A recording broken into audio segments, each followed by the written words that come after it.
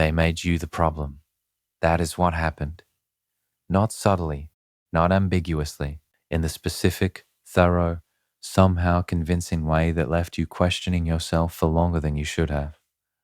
Questioning whether you were too much, too needy, too intense, too emotional, whether your needs were unreasonable, whether the way you loved was the thing that broke something that could have worked if you had just been different. Easier, less. You carried that. You know you did. It settled into the way you moved through the aftermath, the self-editing, the retrospective analysis of every interaction looking for the thing you did wrong, the quiet but persistent sense that the ending, or the distance, or the dysfunction was somehow authored by you. It was not authored by you. And the avoidant, the one who made you the problem, who deflected and minimized and subtly or not so subtly positioned your needs as the source of the dysfunction. That person is somewhere right now in the slow, unglamorous, nobody announces it process of realizing that. Not all of them. Not on any guaranteed timeline. Not in a way that necessarily produces action or contact or the acknowledgement you deserved and did not receive. But the realization, when it comes, and for the avoidants who genuinely cared, it comes, follows a specific psychological arc that is worth understanding. Because understanding it does two things simultaneously. It frees you from the story you were handed about yourself, and it prepares you for what arrives if and when the realization produces movement in your direction. Both of those things matter, and both of them start with understanding why the blaming happened in the first place, why the avoidant blamed you, the psychology before the realization. The blaming was not random. It was not malicious in the calculated conscious sense of someone who decided to make you the villain to protect themselves.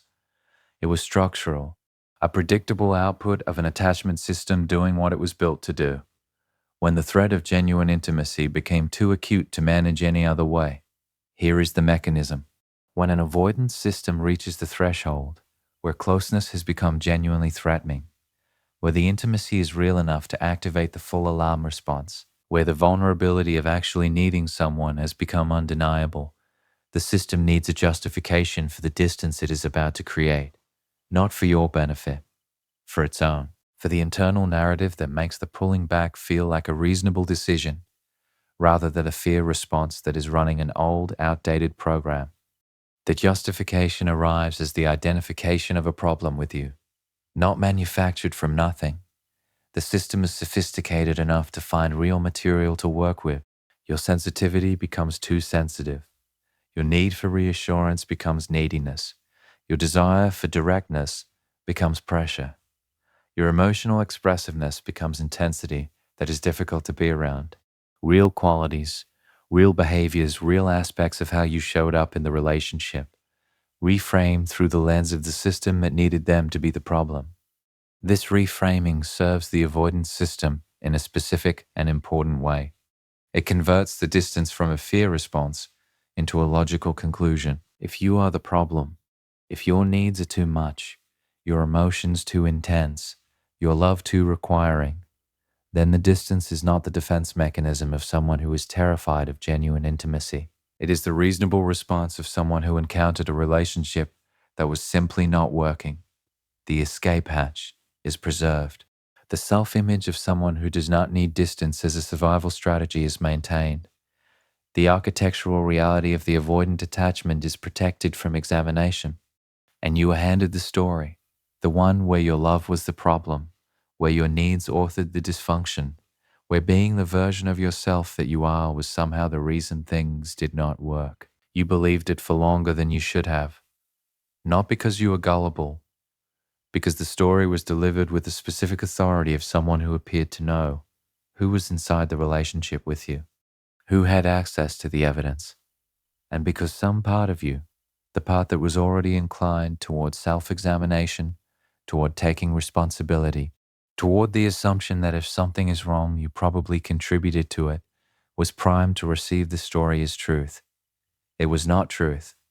It was the avoidance system protecting itself from the truth. What the realization looks like from the inside. The realization does not arrive as a sudden, complete, This is what actually happened, clarity. It is not a moment. It is a process. Slow, non-linear, frequently interrupted by the reassertion of the original narrative, moving forward in increments that are not always visible even to the person experiencing them.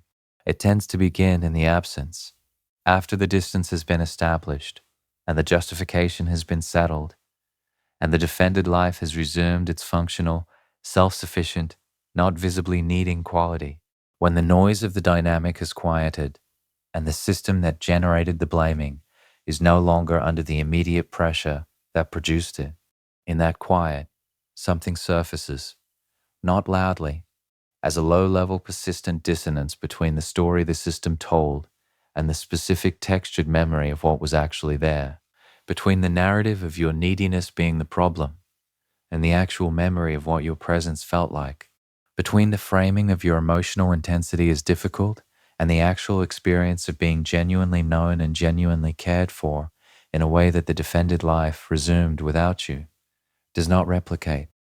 The dissonance is the beginning of the realization, and it is uncomfortable in a specific way, because the realization is not just about you, it is about the system that produced the blaming, about the architectural reality of the avoidance own patterns that the blaming was designed to obscure.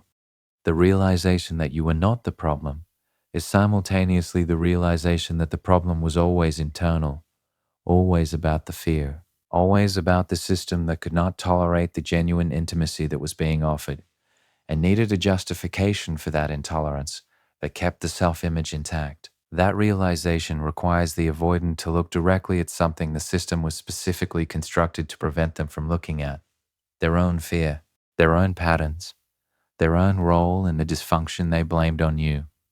That looking is genuinely hard. It is the specific, uncomfortable, self-confrontational work of someone who is encountering the gap between who they believe themselves to be and who the evidence of the dynamics suggests they actually were, and the system that spent the relationship managing that gap, that produced the blaming as a way of keeping the gap invisible, does not surrender its work easily, which is why the realization is slow, why it keeps getting interrupted, why the avoidant who is in the middle of it may not look from the outside like someone who is in the middle of anything. They may look exactly the same as they looked when the blaming was happening. The process is interior, invisible in individual moments, only visible across time. In accumulation, when the behavior that the realization eventually produces becomes distinguishable from the behavior that preceded it. The specific moments, the realization crystallizes. Even slow, interior processes have moments of acceleration, points where the dissonance becomes acute enough that the ordinary management techniques fail temporarily, and the realization arrives with more force than usual. Understanding what tends to produce those moments is worth knowing, both because it explains the specific timing of any contact or shift in behavior you may have noticed, and because it illuminates the specific quality of what the realization feels like when it becomes most acute.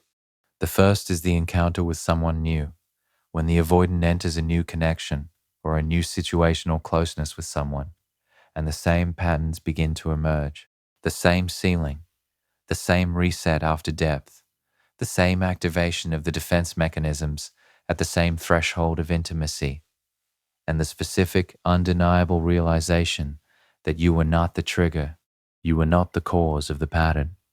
The pattern was always there.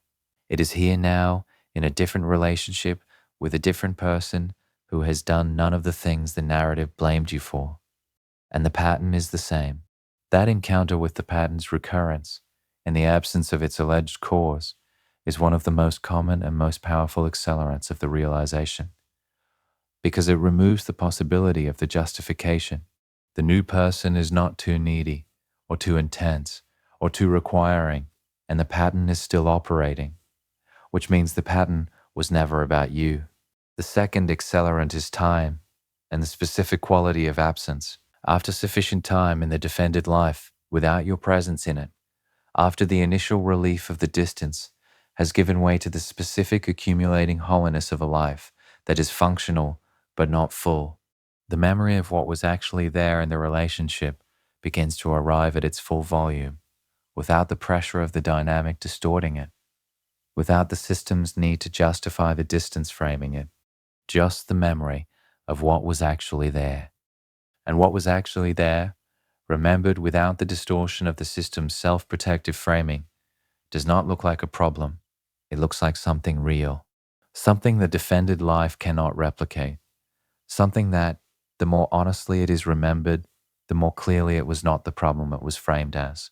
The third accelerant is the specific experience of being genuinely seen by someone who then stays. The avoidant encountering, in themselves or in observing others, the evidence that the vulnerability they found unsurvivable is actually survivable. That being known, actually deeply known in the way you offered, does not produce the devastation the system predicted, that the directness and the emotional expressiveness and the love that required things were not the threat they were framed as. They were the thing the defended life is missing. That encounter, with evidence that the fear was wrong about what genuine intimacy costs, is the realization at its most complete, and it tends to produce the most significant movement, the most genuine reckoning, the most honest acknowledgement, even if only internal, that the blaming was the system protecting itself and not an accurate account of what happened between you, what the realization produces, and what it does not. Here is where honesty is most important, because the realization, however genuine, however complete, however painful the self-confrontation it required, does not automatically produce the things you might hope it produces. It does not automatically produce contact. The avoidant who has reached the realization that they blamed you wrongly is not necessarily the avoidant who reaches out to say so. The acknowledgement of the wrong and the courage to deliver the acknowledgement are two different things. The realization lives in the interior. Taking it into the external, into actual contact, into actual accountability, into the actual expression of what the realization produced, requires a vulnerability that the system may not yet be capable of, regardless of how genuine the interior realization is. It does not automatically produce change. The realization that the blaming was wrong, that the pattern was always internal, that your love was not the problem, is the beginning of the architectural reckoning, not the end of it. The reckoning that the realization initiates is the work of actually engaging with the fear that the blaming was protecting, of doing something real with the understanding, rather than allowing the understanding to exist as interior clarity without behavioral consequence. That work is additional. It is harder than the realization itself, and it does not happen automatically in the wake of the realization. What the realization does produce, reliably in avoidance who genuinely cared and have genuinely arrived at the realization, is the specific quality of remorse that is different from the guilt that the system produces in the immediate aftermath of the distance. That guilt was self-protective, organized around managing the discomfort of having hurt someone, rather than genuinely engaging with the impact. The remorse that arrives with the realization is different. It is oriented toward you rather than toward their own comfort. It takes the full weight of what the blaming cost you and holds it without the immediate impulse to manage it into something more comfortable. And the remorse tends to produce a specific behavioral shift, even when it does not produce direct contact. The avoidant who has reached the realization begins to speak about the relationship differently, to themselves and to others. The narrative that made you the problem becomes harder to maintain. The specific self-protective story that the system needed softens. What is said about you, and the way it is said, shifts in a direction that is closer to the truth of what was actually there. That shift is not for your benefit. You may never see it, but it is real, and it is the realization doing its work in the only way it currently can. You were never the problem. The full version, this needs to be said completely, not as reassurance that softens what happened, as the full, honest, psychology-grounded account of what was actually occurring in the dynamic that you were handed a story about. Your needs were not too much. They were the normal, legitimate, completely human needs of someone who was in what presented itself as a relationship with another person. The need for consistency, for the caring, to arrive through the channel of actual expression rather than through the behavioral subtext of indirect attentiveness, for the future to be more than theoretical, for the closeness of the best moments to be the foundation rather than the exception. Those needs are not the definition of neediness, they are the definition of what a relationship is. Your emotional expressiveness was not too intense. It was the natural, unmanaged quality of someone who was genuinely invested, who felt things deeply because the connection was real, who expressed what was felt, because expression is the opposite of the suppression that built the avoidance architecture. Your expressiveness was not a flaw in the dynamic. It was the thing that the system found threatening, precisely because it was real, because it made the intimacy actual rather than managed, because it was the kind of presence that the defended life was specifically constructed to keep at a distance. Your love was not the problem. Your love was the thing that got through, that reached past the managed surface and touched something real, that produced the fear, that produced the blaming. Your love was the cause of the system's activation, not because it was wrong, but because it was right, because it was exactly the kind of genuine, full, not managed into comfortable distance love that the avoidance architecture was built to prevent from getting through. You getting through was not a failure. It was the most significant thing that happened in the dynamic, and the system's response to being gotten through, the distance, the deflection, the blaming, was not a verdict on the quality of your love. It was the system doing the only thing it knows to do when what it was built to keep out actually gets in. The blaming was the system protecting the architecture, not an accurate account of reality, not a judgment that deserves to be carried. You can put it down now, all of it, the story you were handed, the self-editing it produced, the retrospective analysis of what you could have done differently to avoid being too much, the quiet, persistent sense that your love was somehow the wrong kind. None of it was true. None of it was ever true. And somewhere in the defended interior of the person who handed you that story, that truth is arriving, slowly, uncomfortably, in the specific, unglamorous way that the most important realizations tend to arrive. What you do when it gets there, if it gets there in a form that reaches you, is where this goes next.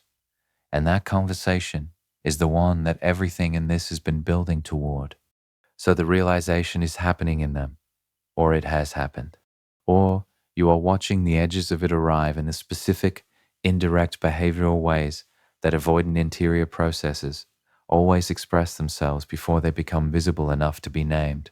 And you are somewhere in your own process, maybe still carrying the story they handed you more than you realize, maybe further along than that, past the acute phase of the self-questioning into something that looks more like clarity, but still has the residue of it, the specific way the blaming settled into you and changed how you moved, how you loved, how you assessed yourself in the aftermath. Because here is what the blaming does that outlasts the dynamic itself. It does not just hurt in the moment. It installs something, a specific, persistent, below the surface orientation toward yourself that did not exist before the relationship, or existed in a quieter form and was amplified by the dynamic. The orientation that treats your needs as negotiable, your emotional expressiveness as something requiring management, your love as potentially the problem rather than the gift. That installation is what this part of the conversation is about. Not just the realization happening in them, the undoing of what the blaming did in you.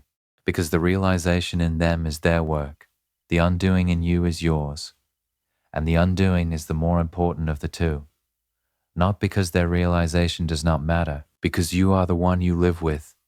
You are the one whose daily experience is shaped by whether the installation is still running. What the blaming actually installed. It installed self-surveillance, the specific, continuous, low-level monitoring of your own emotional expression for signs that it is becoming too much, the internal editor that appeared somewhere in the dynamic and took up permanent residence, the one that catches the feeling before it is expressed and runs it through the filter of whether this is the kind of need or emotion or expression that caused problems before. That editor was not there before, or it was there in a quieter form.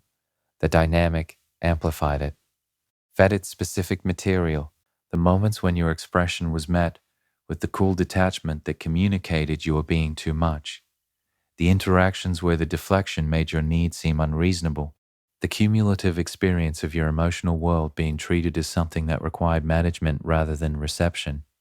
And the editor built itself into something more permanent than the dynamic that created it.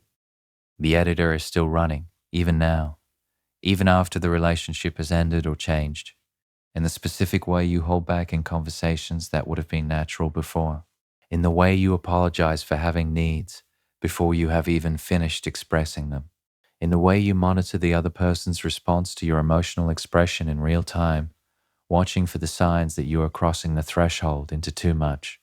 That monitoring is not vigilance, it is the installation, and it is worth identifying clearly because it is not protecting you from anything.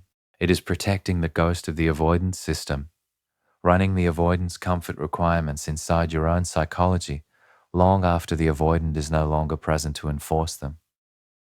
It also installed a specific distortion in how you assess the causality of relational difficulty.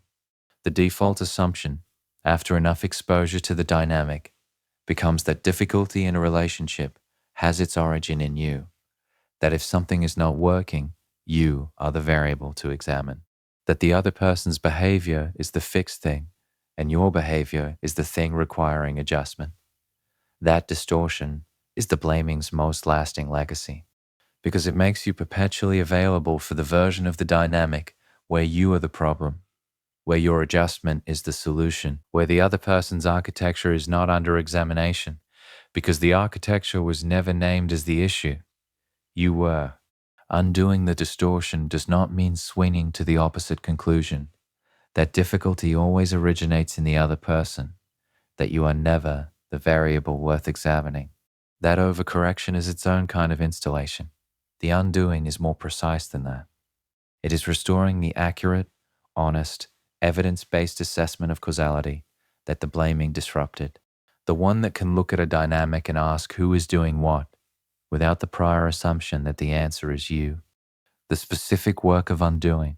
It starts with the story, the one you were handed and carried and believed in the specific ways that were described at the end of part 1. The you were too much story, the your needs authored this story, the if you had been different this would have worked story. That story needs to be examined, not therapeutically excavated in a clinical sense, just looked at honestly, with the psychology you now have, with the understanding of why the blaming was generated and what it was serving and what it was not an accurate account of.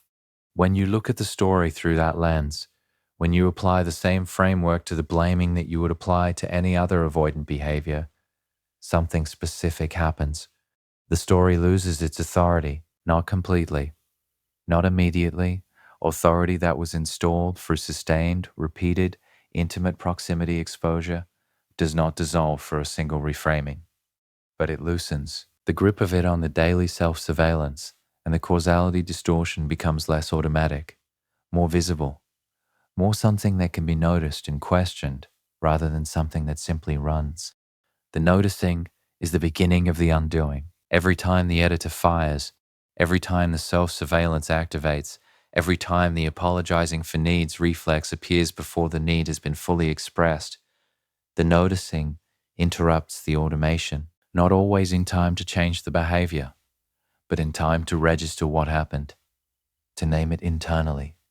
There is the installation, running again, and then to ask, is this mine or is this borrowed?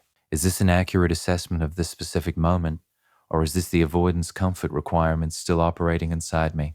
That question, is this mine or is this borrowed, is the core practice of the undoing, applied repeatedly, imperfectly, across the ordinary moments of daily life and relationship. It does not require the avoidant to have reached their realization. It does not require their contact or their acknowledgement or their apology. It is entirely internal, entirely independent of anything they do or do not do. Because the undoing is not about them. It never was. The blaming was about their system protecting itself. The undoing is about your system reclaiming itself. Those are separate processes, connected in origin but not in execution. Their realization does not produce your undoing. Your undoing produces your undoing. Through the daily, imperfect, is this mine or borrowed practice of distinguishing between accurate self-assessment and the installation. What you reclaim through the undoing, specifically, not vaguely. What is actually available on the other side of the undoing that was not available while the installation was running? The first is the capacity for unedited emotional expression, not the unregulated flood everything quality that has nothing to do with this. Genuine emotional regulation is a different thing from the installation, and healthy self-awareness is not what is being undone here. What is reclaimed is the natural, unmonitored, not pre-filtered expression of what you actually feel in the moment you feel it, without the editor running the prior approval process, without the surveillance checking the expression against the remembered experience of it being too much. That expression is not only more honest, it is more connecting, because the person on the receiving end of genuine, unedited emotional presence experiences something different from the person on the receiving end of the managed, pre-approved, carefully calibrated version. They experience someone who is actually there, who trusts the interaction enough to be fully in it, who is not performing a version of themselves that has been checked for safety before being offered. That quality of being actually there is what the installation suppressed, not your capacity for it. The installation cannot remove the capacity. It can only interfere with the expression, and the undoing removes the interference. The second thing reclaimed is the accurate calibration of your own needs, because the installation did not just make you apologize for your needs. It made the needs themselves harder to access. The surveillance that ran on emotional expression ran on the needs before the expression, catching them at the point of formation and running them through the too much filter before they were fully conscious, which means some of your needs became harder to feel, not just harder to express. They were being managed inward rather than outward.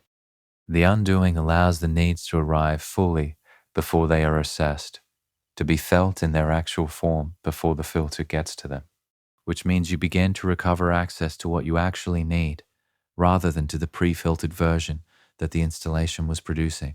And what you actually need, felt clearly, without the prior suppression, is useful information. It tells you what kind of connection serves you, what kind of relationship has the capacity to meet you, what you are actually looking for when you are not looking through the lens of the installation. The third thing reclaimed is the relationship with your own love. The specific quality of your love, the depth and the expressiveness and the full presence quality of how you love, was framed by the blaming as the problem, as the thing that was too much, as the characteristic that needed to be managed down to a level that was more comfortable to be the recipient of. The undoing restores the accurate framing. Your love was not the problem. It was the thing that got through, the thing that made the intimacy real, the thing that the avoidant system was terrified of, and therefore needed to be positioned as a flaw.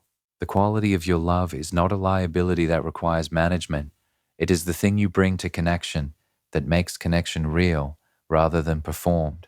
What it requires is not management. It requires direction towards someone whose system can receive it, whose architecture does not treat it as a threat, whose presence in your life is an actual yes, chosen, sustained, genuinely available, rather than the managed, escape hatch preserved, theoretical yes of the in-between. That direction is what the undoing makes possible, not the suppression of the love, the redirection of it towards somewhere it can actually land. When the realization reaches you, if it does, in the form of contact or shift, or the specific indirect behavioral expressions that precede the direct ones, when something arrives that carries the quality of the realization having done its work, when you sense, accurately or otherwise, that the person who handed you the story is somewhere in the process of taking it back. What you do with that arrival is not determined by the realization. It is determined by where you are in your own undoing. Because the realization arriving before the undoing is complete produces one outcome.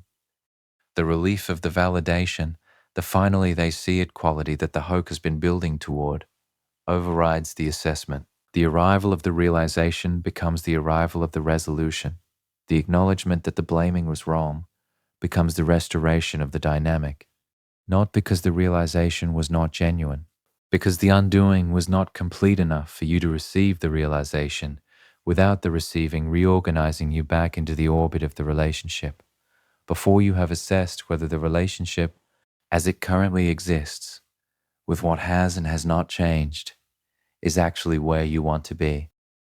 The realization arriving after the undoing is more complete, produces a different outcome. The validation is real and receivable without being destabilizing. The acknowledgement that the blaming was wrong lands as the confirmation of what you already knew, rather than as the revelation that reorganizes everything. The arrival of the realization is not the resolution of the question of what comes next. It is one piece of information among several that the honest assessment requires. What comes next depends not on whether they realized, on whether anything actually changed, on whether the realization produced the work, on whether the architecture that generated the blaming has shifted in ways that are visible in behavior over time, on whether the relationship that becomes possible now, with whatever both people have become through the distance, is actually what you want, not what you wanted when you were inside the dynamic. What you want now, with the undoing having restored your access to your own needs and your own love and your own honest assessment of causality. That question, what do you actually want now, is the one the undoing makes it possible to answer accurately. Before the undoing, it was obscured by the installation, by the self-surveillance and the causality distortion, and the editor running on every expression and need. The answer that came through those filters was not a clean answer. It was the installation's answer, which was organized around the avoidance comfort requirements rather than your actual needs. The undoing removes the filters, and what you actually want, felt clearly without the prior management, becomes accessible. Maybe it is the relationship. Maybe it is the person, genuinely, with whatever they have become through their own reckoning.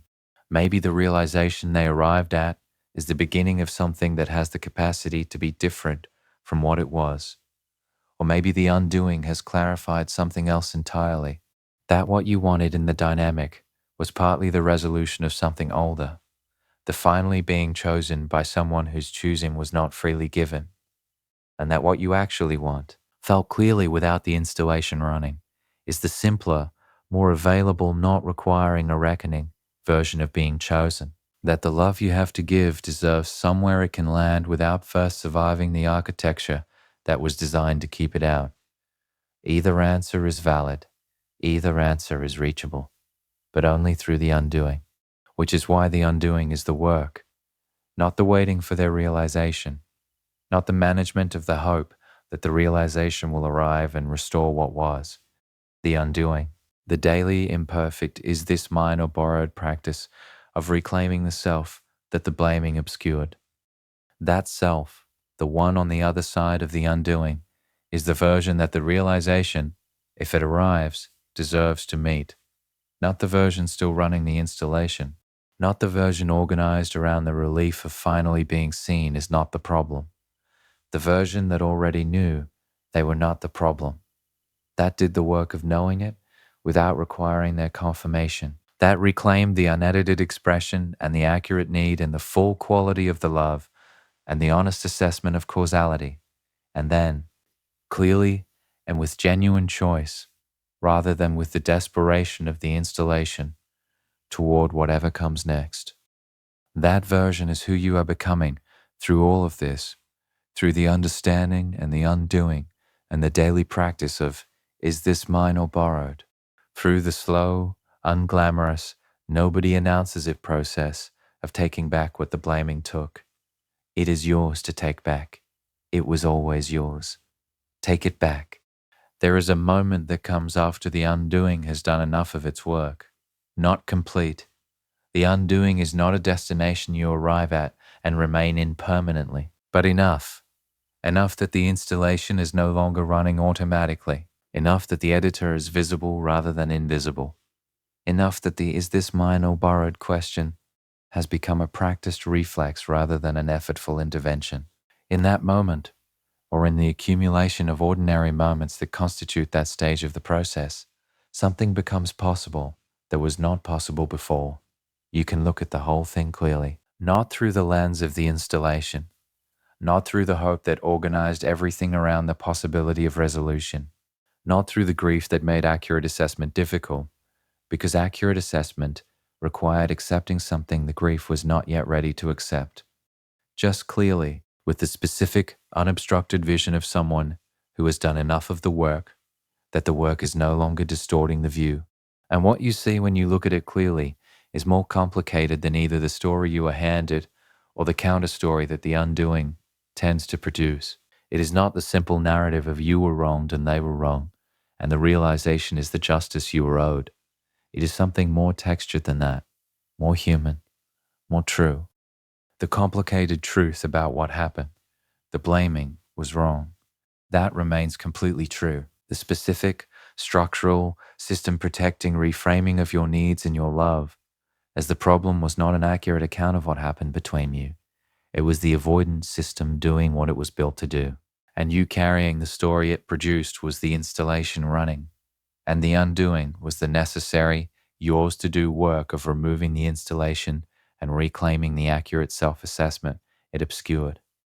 All of that is true and remains true. And the relationship was not simple.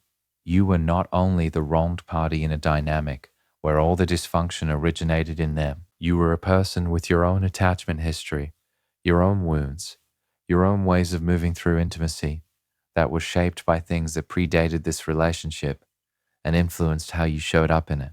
Not as the problem the blaming named, but as a full, complicated, not entirely without your own patterns person, who was in a dynamic with another full, complicated, not entirely without their own patterns person.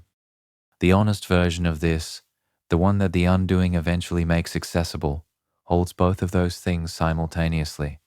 The blaming was the avoidance system protecting itself and not an accurate account, and you brought yourself, all of yourself, including the parts that were shaped by your own history, to the relationship. And the meeting of those two things, those two sets of histories and patterns and attachment architectures, produced the specific dynamic that it produced.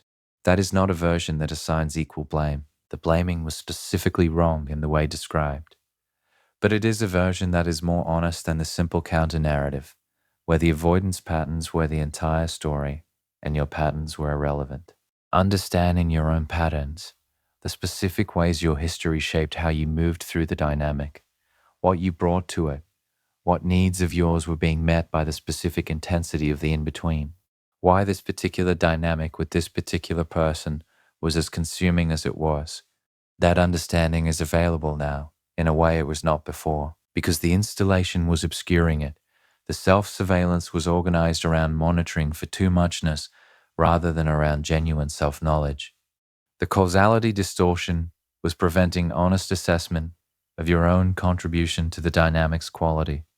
With the installation loosened, the honest self-assessment becomes possible. And the honest self-assessment is not the installation reasserting itself. It is the genuine, clear-eyed, neither self-flagellating nor self-exonerating look at what you brought and what you can understand about it now that the dynamic's noise has quieted.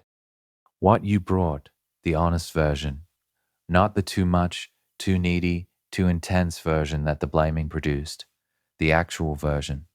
You brought genuine love, full, real, not managed into comfortable distance love. That was not a problem. That was the thing that got through. And it is worth knowing clearly that the getting through was not a mistake. Even given everything it cost, you also brought the specific ways your own attachment history shaped how the love was expressed, the urgency that sometimes accompanied the love, the quality that can read as pressure, but is actually the expression of attachment anxiety that has its own roots in your own history, the need for reassurance that arrived not simply as a reasonable request for consistency, but sometimes with the specific, accumulated weight of older needs that were not met in older contexts. The way the avoidance intermittent availability activated something in you that was not only about this relationship. None of that makes you the problem the blaming named.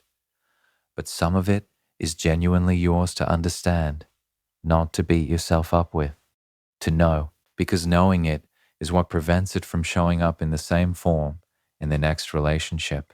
What allows the genuine love you bring, which was never the problem, to arrive through channels that are less activated by the specific dynamics of avoidant attachment, less organized around the intermittent reward, less primed for the particular intensity that the in-between produces.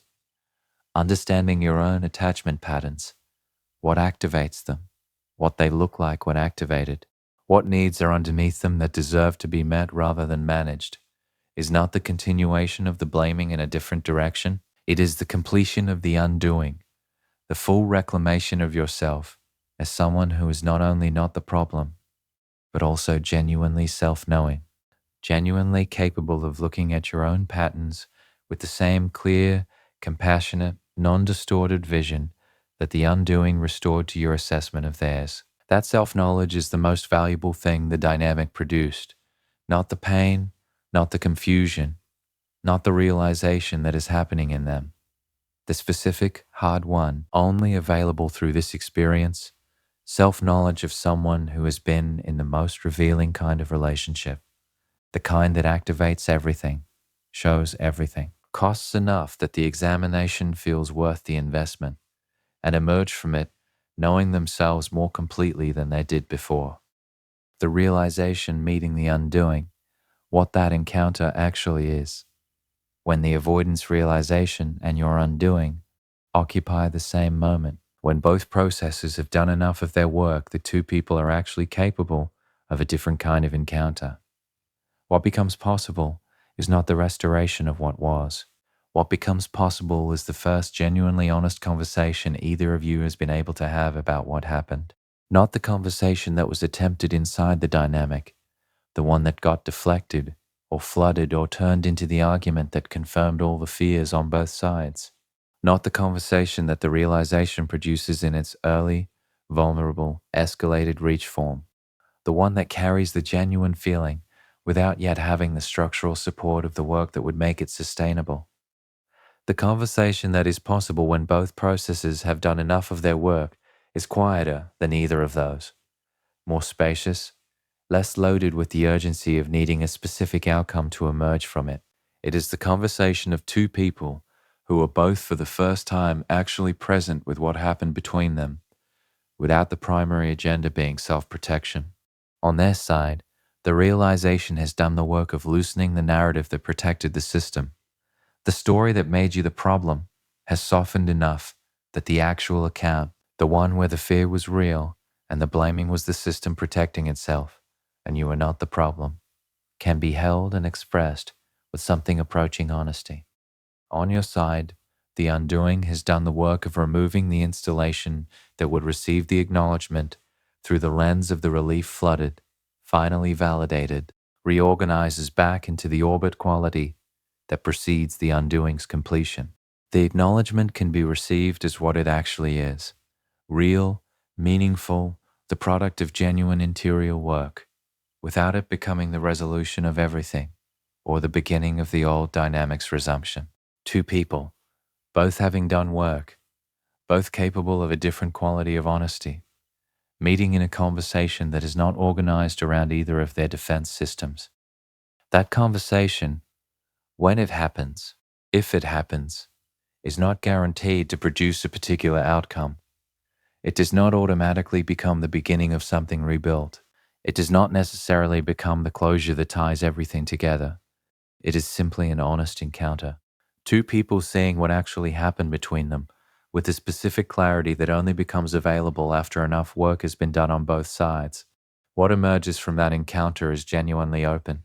Maybe it is the beginning of something different from what existed before, grounded in the honesty rather than in the structure of the in-between, or the defended life, or the installation. Maybe it is the completion of something that needed honesty to complete, a genuine ending that neither person could access while their respective systems were running the protection programs.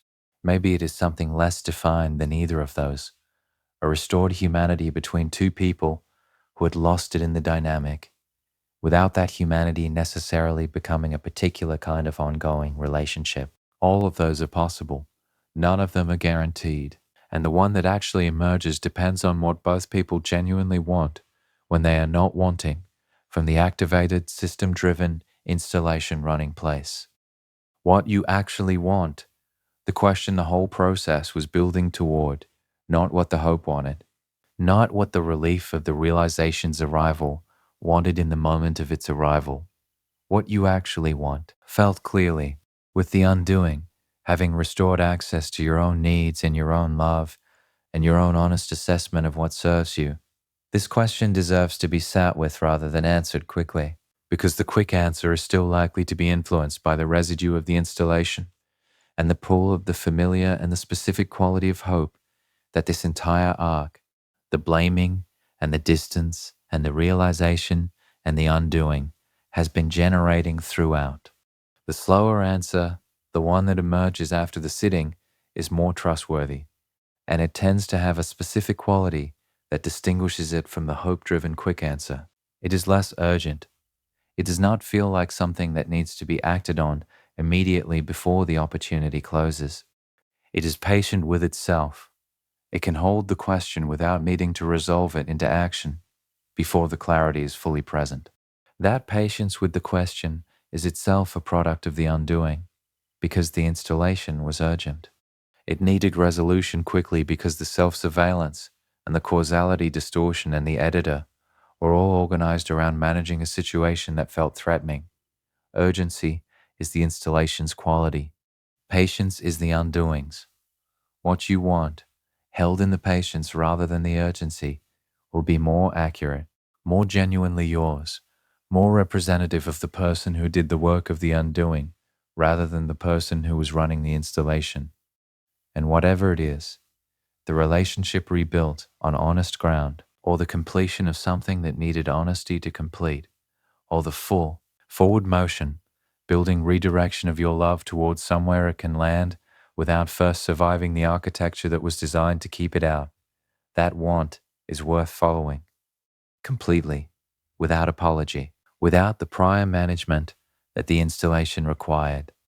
The last thing about the blaming it shaped you, that is simply true, not in the permanent identity-defining way that it felt like it was shaping you during the dynamic, but it left marks, changed things, deposited something that required the undoing to address, and the undoing addressed it, imperfectly, non-linearly, with setbacks and the reassertion of the installation in moments of stress or new relational activation.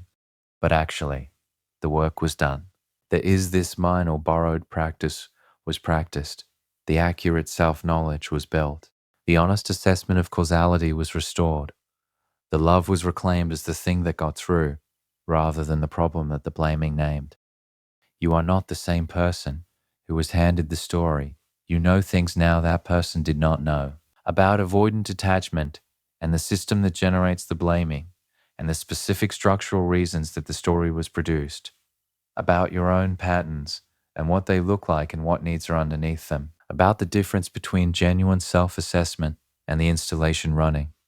About what your love actually is and what it deserves and where it belongs. That knowledge is permanent. It is yours. It was built through something that cost more than it should have cost, and it is worth everything it cost, precisely because of what it built. The avoidant finally realized how wrong they were. That realization is happening in them, on their timeline, in their defended interior, working its slow way toward whatever expression it eventually finds. And you, independent of their realization, prior to their realization, already know you were never the problem.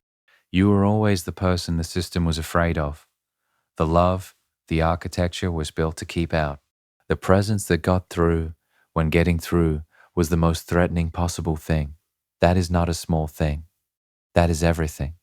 Carry it forward, into the honest conversation if it arrives, into the accurate assessment of what you want, into the next connection that has the capacity to receive what you bring without first requiring the architecture to protect itself from it. Carry it forward. It is yours.